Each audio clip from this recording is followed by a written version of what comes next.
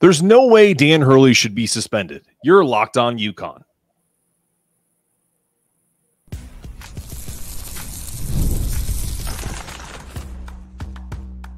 You are Locked On UConn, your daily podcast on the UConn Huskies, part of the Locked On Podcast Network, your team every day. Thanks for making Locked On UConn your first listen every day. We are free and available wherever you get your podcasts and on YouTube, part of the Locked On Podcast Network, your team every day. This episode is brought to you by Nissan. Are you the kind of driver that likes to push things a little further? Ever wonder what adventure could be around the next corner? Take Nissan Rogue, Nissan Pathfinder, or Nissan Armada and go find your next big adventure. Check them all out today at nissanusa.com. Okay. Dan Hurley should not be suspended for his actions. The answer is, of course, no. Should he continue to go after fans who come at him? We have Little Red with us today. What are your thoughts? Welcome to the show. Dan Hurley's behavior. Go. Thanks so much for having me, Mark. Appreciate it. Yeah, I tend to sit pretty close to the bench, and I've heard Hurley's chirps and the students going at him all season. Definitely don't think he should be suspended. Other fans, especially Providence fans, definitely would beg to differ. But maybe the antics are getting a little carried away. Really antagonizing, and understanding that those fans are being heard by him. Sure. Really saying like, come over here, you'll get hurt, or if you lean over too far, I'll knock you out. Those types of things. It's getting a little much, but it's kind of our identity. If you overstep, we're gonna come at you. Do you think that that's a part of, because I titled this segment "The Art of War," because as you know, you're a military guy. Thank you for your service. Yeah. I want to kind of talk about the aspect of kind of being battle tested, battle ready. I feel like he wears a lot of these moments as a badge of honor. Do you agree with that? I would definitely agree with that. I think it's just, this time of the year, we're really locked into like another dimension. I think, going from last year or even the previous 2 years, every year just gets a little more intense this time of the year. Granted, we're going into the Big East tournament here this week. And then, we're getting ready for the home stretch of the NCAA tournament. But I think it just brings another dimension out of Hurley and the rest of the team. I think Cam Spencer obviously is a clear-cut guy where you're just like, yep, he's exemplifies what Hurley stands for on the floor. But from a coach's perspective, the intensity is just – it's a little much, and I don't want it to be a sideshow. I don't want it to deter from the performance on the floor. Do you think there's anything he could do at this moment? Because listen, obviously it's been a great run, winning the NCAAs last year, regular season record 28 wins, regular season Big East record 18 wins. You have multiple guys on your team averaging 50, 40, 90 for the season, and Cam Spencer and Alex Karaban. What do you like? What would be the line he would have to cross for even UConn fans to go, I don't know if we should do that anymore? You kind of like hope it doesn't end up like a Malice in the Palace where one fan just goes nuts. But I can't think of a venue where that would even happen. It'd have to happen in the NCAA tournament. I think MSG is locked down. Right. There's so many layers to MSG, and you're not getting down there unless you're paying, a couple grand for the seats. If you want to risk it at that point, by all means. I've heard some nasty stuff, so I identify with him standing up for himself. To the extent of which he's done that, I think it's kind of taken an identity of its own. Yeah, and I think that some of this has to do with the media wants to portray him in a specific way. Some of it is his own doing. I'm not going to sit here and say it's all media narrative, but there's also a narrative that goes to the heart of who he is. I mean, he's from Jersey. His dad was a tough-nosed coach. He's been in the kind of the quote unquote, even he called himself this in the Real Sports with I think it was with Ariel Helwani, talking about how he's essentially the black sheep of the family, right?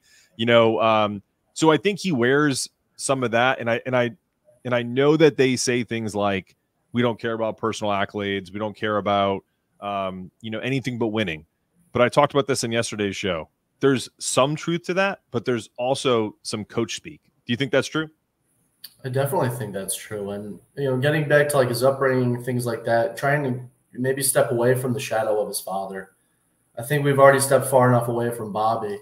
And it's very well known of Dan's struggles while he was at Seton Hall, trying to fulfill his brother's legacy, obviously being at Duke. But I really think as a fan, I think Dan really wants to step away from, the family. You got this opportunity. He really has worked for these opportunities. And he is, after winning a national championship, he's always telling everybody to kiss the ring. I got a ring. I really, really do like that from a coach. I love to see that fire. That's how I was raised.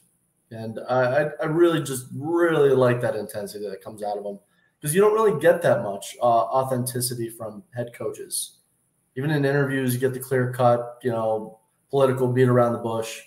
I think Hurley gives it to you straight.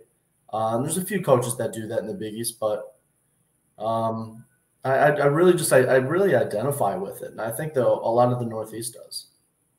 No, I agree, and I'm not in the Northeast anymore, location wise, but that New England mindset has never left me. Right, I'm in North Carolina, so I see it sometimes down here in the local press. There's only one coach that comes to mind down here, and that's Steve Forbes at Wake Forest. He's a little more jovial. He's funny, and Dan makes his jokes, but Steve will tell it to you straight about why he feels the ACC is this or why his team is that.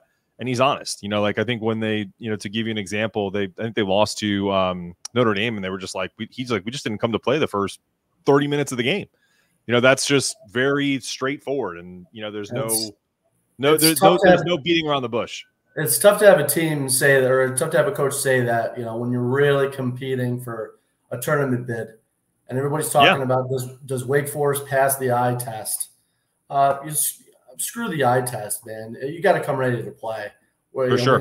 We didn't play for 30 minutes. That's not an excuse. I can't imagine you saying that to our fan base.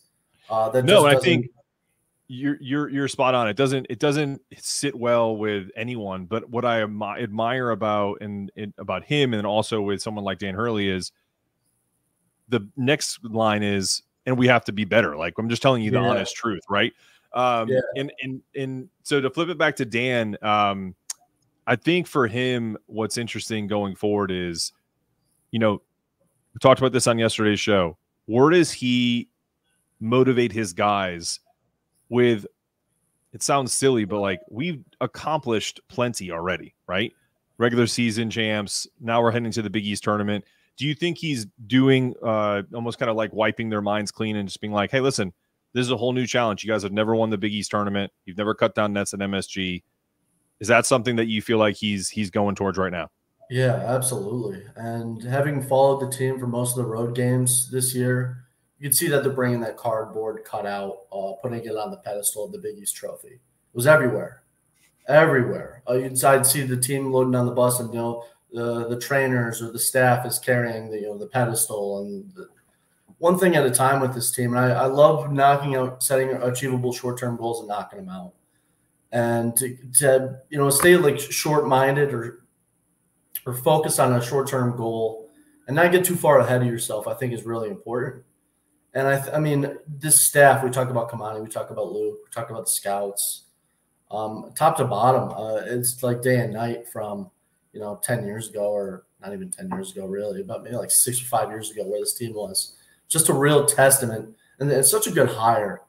When we got Hurley, we wanted that fire back in the program, and it starts and ends with your coach, really. Yep. Getting your guys in-house and continuing to stay motivated after all these triumphs that we've had, really, really important. And, getting into, I know we're going to talk about next, just continuing to find new ways to stay motivated. And I know Hurley sends out, if a guy's in a rut, he'll send them, the video department will send them a quick highlight tape of their best plays. Really good. I've heard him talk about that in interviews. I think little things like that go such a long way, because when your confidence is broken and you're rimming out on a few threes and you can't find a bucket, those little things are so important. I really like that this step does that. I love it. And I appreciate you're a pro. You're teasing the second segment. I love I love that about you. So you're in, and I honestly didn't know about the videos. That's a great insight. Yeah. I love that. But we are going to get into our second segment is going to be the, talking about the crux of the Big East season. Your travels, you've gone to, I think, 23 games this year. Maybe games. I'm okay. 23 games overall travel. And with the man, the myth, the legend, Little Red, we'll talk more. We'll talk more after this.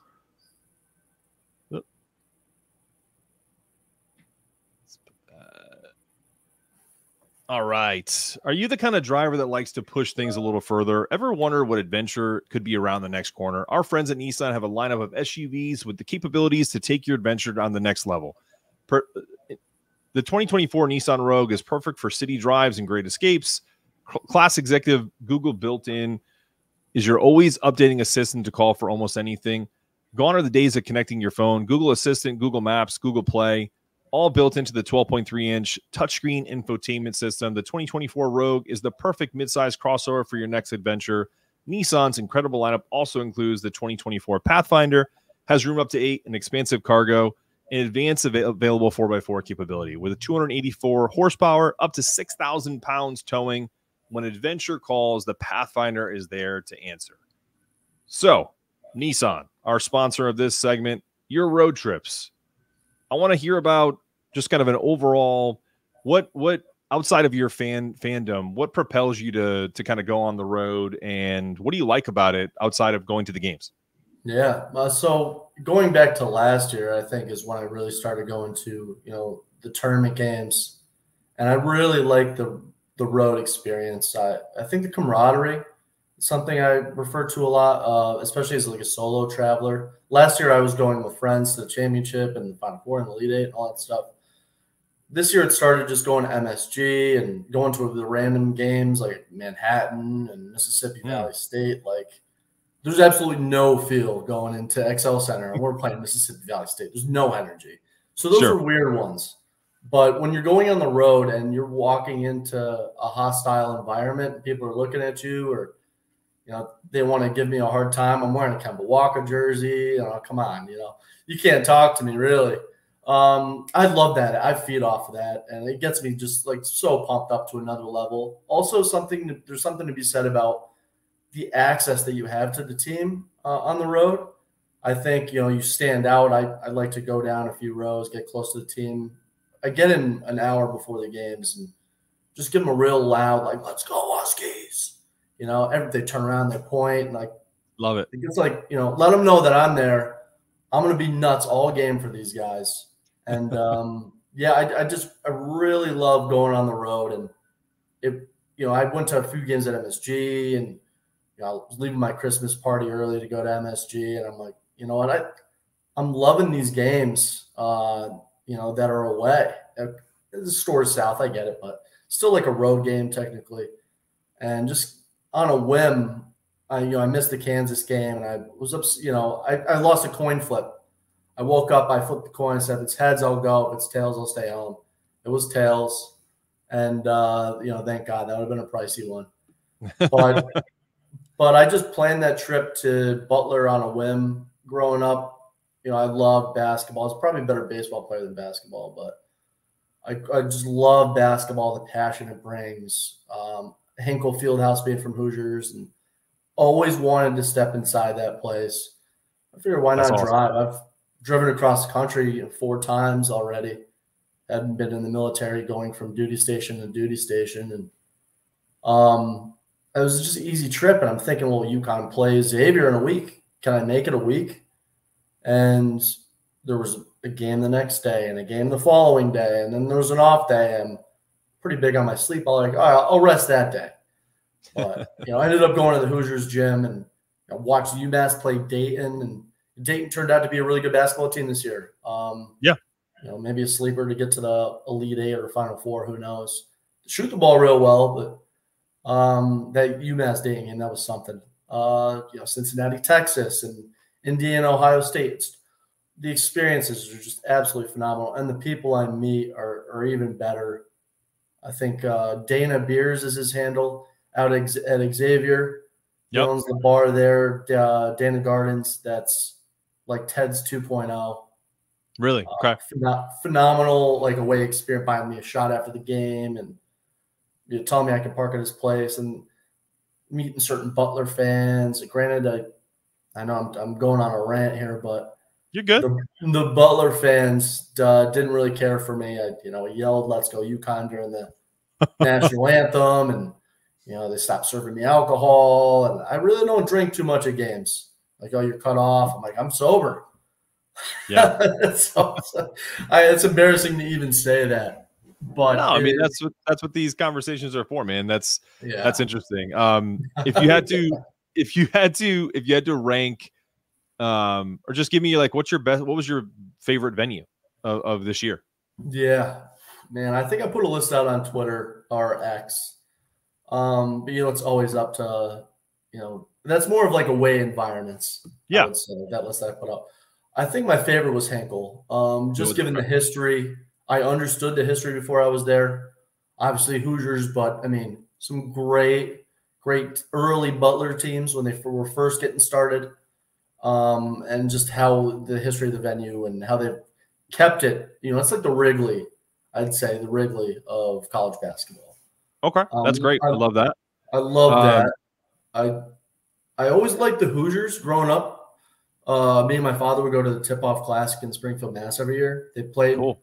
That was like originally the opening game. If you look back in like the 80s, they had some great teams, even early 90s, some great teams play there. Duke played there, Arkansas 40 Minutes of Hell, they played there. I remember going to see UNLV, Tarkanian versus Bobby Knight, IU, and I always liked IU jerseys. Historic. As a second team, if I had to pick a second team, it would be IU. And going to assembly was is it the colors? Do you think that's part of it? I hate red. I mean, I'm always red, but I hate the color red. Granted, like my CYO team was red, I guess, but I had something about like the history. I just identify with history and tradition. And Bobby Knight reminded me of my father, absolute psychopath, great dad, loving, really cared for, but he would, those car rides home sometimes, if I average a double-double, 10 missed shots, 10 turnovers, it's a long car ride. It's a long car ride home. That's an unconventional double-double. I like that. Yeah, that's my kind of double-double when I was playing CYO, man. Just turnover central. But that is too funny, man. What's the okay? Give me your bet. I think you mentioned Butler as maybe not being a positive on the fan base size, but fan base wise, favorite fan base other than obviously UConn's, and worst fan base that you kind of have encountered. Worst fan base is Providence. Easily. I try to give them the benefit of the doubt because I'm a big Sox fan. That's out the door. That was brutal. You're getting that, behind kicked. I'm trying to watch my mouth. Behind. You're getting spanked at home. Really embarrassing. You don't win the game. I try to stay as calm as possible in the first 10 minutes of the game. Really just feeling it out. How are they going to defend this? The screens, this and that. Who are they looking to attack?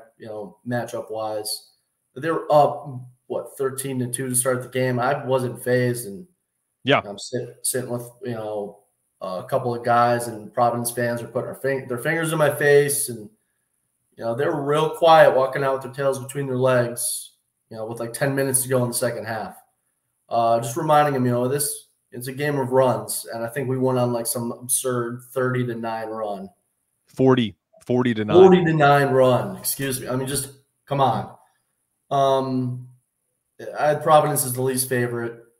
Butler was my first game on the road, so they threw me for a loop. They were coming up to me and shaking my hand and thanks for being here. We appreciate you being here. And I'm like, I try to be intense. And I'm just like, they were totally took it away from me. Yeah, they were trying to disarm you. Marquette fans were pretty cool pre-game and post-game. They were good, some good fans, but just a weird feel. I really don't understand the feel. From Marquette, I mean, they showed up. They were rowdy. Fan section was a wave. Students were phenomenal. They were chirping a little hard, and it's like Providence was chirping us, telling us we're classless. I don't play for the team. I just support those 5 guys that are on the floor at the time, the entire bench. I love everybody. I think we got the best trainer in the game. I don't think he gets enough love. Ton of rings on that guy. I just support everybody that's on that bench. No, man, I couldn't agree more. I think that gets lost in all of this is, whether it's myself or if it's someone like we had a other day, like Aaron Torres, who's a UConn alum who roots for the Huskies, and it's truly not personal. I don't take it personal. I may internalize it. I think I think you're mirroring what I was like, and I'm not saying this because I'm older. It's because I have kids, and if I am as intense as I was 10 years ago watching UConn, my wife would probably divorce me. So just to be completely fair, not good for your long-term health. No, it's not. I'll tone it down eventually, but of course, everybody does. I mean, I learned this. I mean, you mentioned your dad. I remember watching my dad lose his mind in that 89-90 season. And then all the way up as my that was like my awakening as a UConn fan, right? That 87 to 89 team. And then, going into the Ray Allen years, Danielle Marshall, all of that. So totally understand where you're coming from. I would never tell someone to act differently. It's everyone's choice. We're gonna get into a little bit about the disrespect we feel for Alex Karaban coming up after this.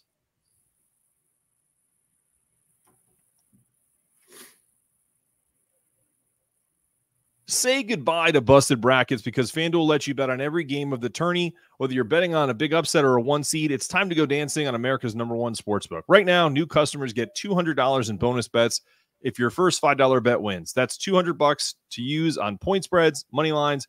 You can even pick who's going to win it all. Just visit FanDuel.com/lockedon and bet on college hoops until they cut down the nets. So we kind of mentioned this earlier. We teased it as well. I'm just going to read to you the Big East first team and second team. I'm sure you already know this, but we have Tristan Newton, Cam Spencer, Bailey Shireman, Tyler Kolek, Devin Carter, Kadari Richmond. Those who were unanimous were Devin Carter, Kolek, Shireman, and Tristan. Big East second team, Trey Alexander, Kalkbrenner, Oso Iguodoro, Denise Jenkins, Ganis. I always call him Denise. I don't mean to just, just the way I read it, right? Eric Dixon from Villanova. And then you had all Big East honorable mention for Donovan Clingan, Josh Odoro, and Quincy Oliveri from Xavier. So, no Alex Karaban. Is there another, is outside of him, because I want to specifically stick on him. So let's not even go to that part yet. How disrespectful is it to not even have him as an honorable mention? Terrible. And I don't think there's any bias in that.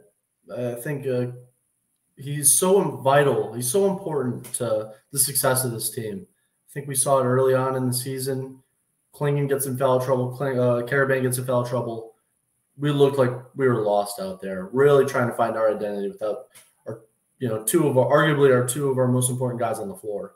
And I'm looking at the preseason list as well. Karaban listed as an honorable mention, but there's no Tristan Newton preseason either. I love getting disrespected and turning that into motivation. I'm sure Karaban can internalize that and use that for his run because he's on fire right now.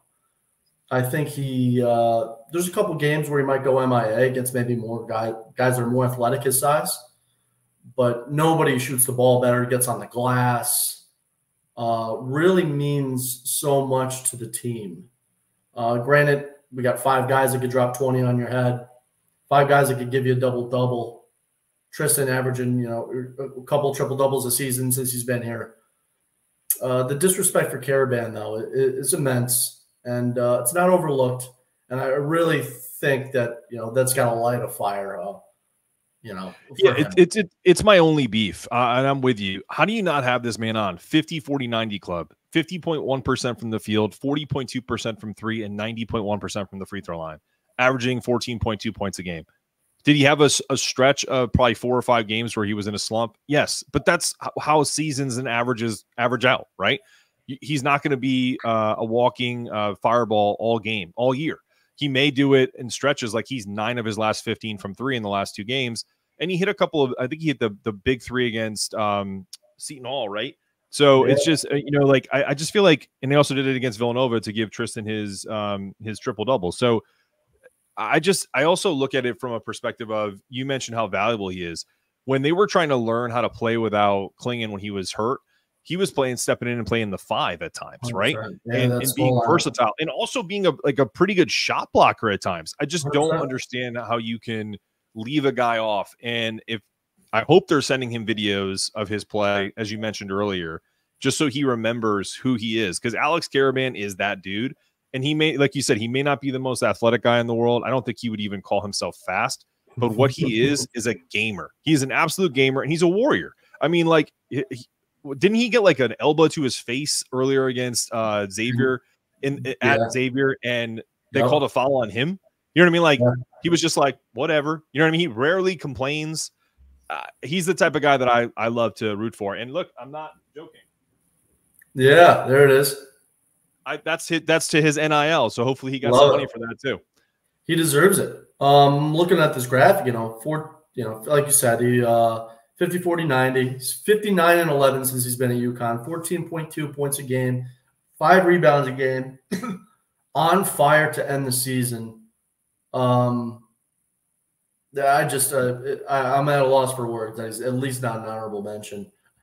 It's frustrating. No doubt about it. Just incredibly frustrating. But let's look back at him too. He reclassified to get here early, sat out the first year, sat the bench, practiced with the team, and everything that's gone into it. His journey at UConn, just tremendous work ethic and focus.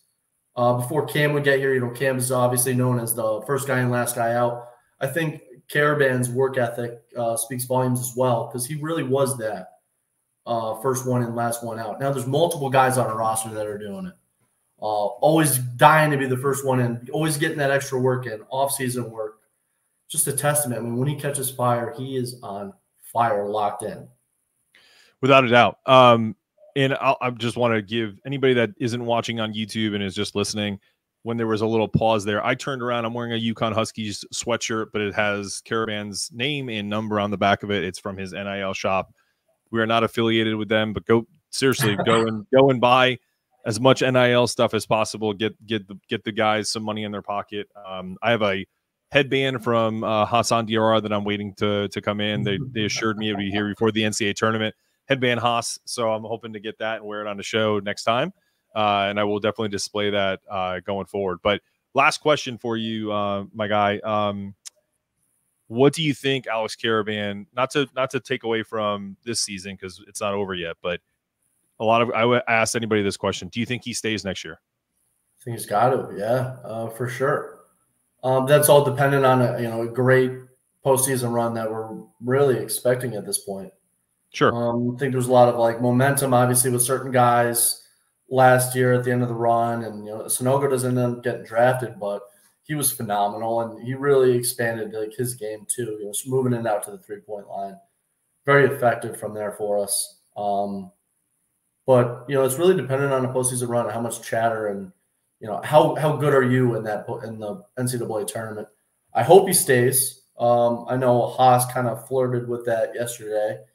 In a little bit that I've heard that he's coming back. Yep. For Tristan to come back after his run last year, there just needs to be a lot of hype. What's the reason to leave? You're making all this NIL, you got all this notoriety at UConn. If you're not making, with NIL, you can make just as much money, if not more, than you would in the G League or even overseas. Why not stay? No, I agree. And I think I've been telling everyone that I think he stays, barring God, I hope he does. I mean, listen, what's ever best for him, I'm in, right? Absolutely. But I think just from a dollars to donuts, I think he stays because he can expand his game and be more of, not that there's ever like a guy that's the man at UConn, it's more of a team. But he really would be like the elder statesman if Haas stays, which he looks like he's going to. You'd have Karaban, and you have a bunch of freshmen and guys who stayed this year or sophomore that it's their turn, but they'd be essentially mentored by a guy like Alex Karaban, who I couldn't think of a better person to do it. Why not want to stand out as being the best player in NCAA next year? Yeah, I think Tristan Newton had a phenomenal run last year. He really turned the gear on maybe like late January, early February for us last year. Really wasn't doing a whole lot up until that point, but he stayed, and now he's being referred to, Naismith qualifier or top 5 candidate for the Naismith Award or the Wooden Award, excuse me. But I just would want him to stay and just have that notoriety around the NCAA that this is one of the best players in the league across college sports. Why not? Why not go for that? Why not go for more NIL money? NIL is just going to continue to get better for him and for all players, honestly. So I really hope he stays. Phenomenal leader. Work ethic is there. Great identifier of what the culture has become here. Played under Hurley for quite a bit. Even the year that he sat out, he was still practicing under Hurley. Just the absolute leader. Might be a little introverted off the court, but on the court, his fire is there. Everything, he checks all the boxes. I really, really hope he stays and helps solidify that roster for next year, because got a little dicey. We only got 2 guys coming in. Got to really bank on the portal now, but all the confidence in the staff to get it done. Absolutely. Well, listen, this has been a great first. I call it an interview, but it was more of a conversation with you. We've interacted on Twitter, so I really appreciate you coming on. And I'm going to continue to lean on you for the fire that we need when teams are when our team is on the road. So I appreciate that. Sure. I appreciate the support you give our guys. And I know they do too. So thank you for that. And before I send an outro now, just want to let everyone know that we have the great and powerful Sam Calhoun is coming on tomorrow. Grandson of the GOAT, budding journalist himself, is going to be on the program tomorrow. We're having the Big East Barroom guys come in on Thursday to preview the upcoming Big East tournament. And Friday, I think I'm going to do a solo show. Maybe there's a guest. I'm not sure, but that's what's ahead. If you haven't already, please check out Locked On in the 24/7 streaming channel on YouTube. It's available on Amazon Fire, Free Fire TV channel apps. Locked On Sports Today is here 24/7 covering top sports stories. And all of the local experts on Locked On, plus our national shows covering every league. Find Locked On Sports Today now and available on Free Fire TV channels and the application. This has been another episode of Locked On UConn. Remember, as always, peace, love, and go Huskies.